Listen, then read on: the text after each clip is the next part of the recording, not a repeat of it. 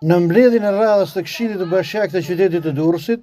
kreu I grupit të këshilltarëve demokrat Ardian Muka ka kërkuar që banorët e prekur nga projekti TIT të shpronsohen sipas çmimeve të tregut.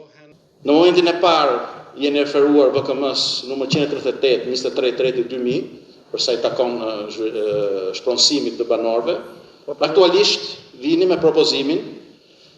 që këto banorë do të shpronsohen me një VKM numër 89 da 3/2/2016, që ne mos krijojmë probleme sociale, siç kemi hapur dhe bllokime ndërkohë të projekte në Bashkimin e Durrësit, siç kemi bllokuar dhe problemet sociale që kemi hapur me banorët e projektit TIT, neve si grup,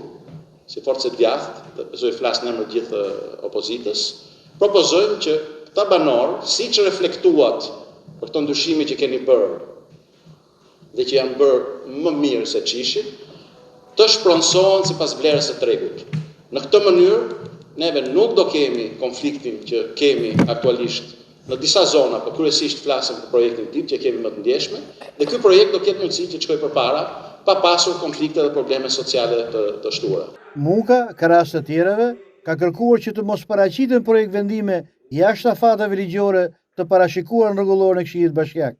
Lidhur me këtë problem, ai ka kërkuar ndryshim të rregullorës, duke I ftuar dhe këshilltarët e majt që të bëhen pjesë e këtij procesi. Sipas tij, kryesia e Këshillit Bashkiak nuk duhet të ketë më vetëm funksion këshillues dhe informues, por të ketë dhe funksion vendimmarrës, me qëllim që të jetë kryesia ajo që do të marrë vendime nëse projekt vendimet e saktuara do të futen apo jo në rendite.